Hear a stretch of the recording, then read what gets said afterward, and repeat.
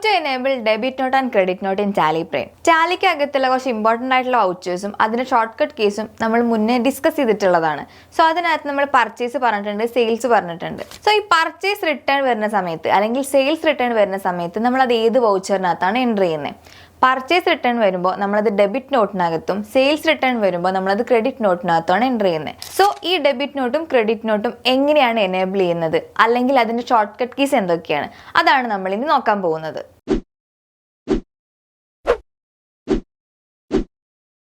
നമ്മൾ Tally open ചെയ്ത ശേഷം വൗച്ചർ സെലക്ട് ചെയ്യുക. വൗച്ചർ സെലക്ട് ചെയ്യുന്ന സമയത്ത് നമുക്കിവിടെ റൈറ്റ് സൈഡിലായിട്ട് ഓരോ വൗച്ചേഴ്സിൻ്റെ നെയിമും അതിൻ്റെ ഷോർട്ട് കട്ട് കീസും കാണാം.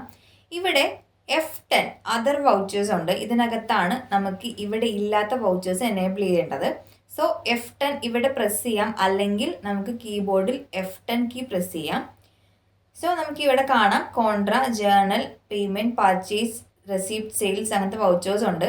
ഇവിടെ ഷോ ഇനാക്റ്റീവ്, മേലെ ആയിട്ട് ഷോ ഇനാക്റ്റീവ് എന്ന് പറഞ്ഞൊരു ബട്ടൺ ഉണ്ട്. അതിൽ നമുക്ക് പ്രസ് ചെയ്യാം. പ്രസ് ചെയ്യുന്ന സമയത്ത് ഇനാക്റ്റീവായി കിടക്കുന്ന എല്ലാ വൗച്ചേഴ്സും ഇവിടെ കാണാം. സോ ഇതിൽ നമുക്ക് വേണ്ടത് ഡെബിറ്റ് നോട്ടും ക്രെഡിറ്റ് നോട്ടും ആണ്. ക്രെഡിറ്റ് നോട്ടിൻ്റെ കീ എന്ന് പറയുന്നത് Alt+F6 ആണ്. ഡെബിറ്റ് നോട്ടിൻ്റെ കീ എന്ന് പറയുന്നത് Alt+F5 ആണ്. സോ നമുക്ക് ആദ്യം ക്രെഡിറ്റ് നോട്ട് ഇനേബിൾ ചെയ്യാം. ക്രെഡിറ്റ് നോട്ട് ക്ലിക്ക് ചെയ്ത് നമ്മൾ എൻ്റർ ചെയ്യുക. എൻ്റർ ചെയ്യുന്ന സമയത്ത് ആക്റ്റീവ് ചെയ്യണമെന്ന് ചോദിക്കും. സോ അത് നമ്മൾ യെസ് കൊടുക്കുക.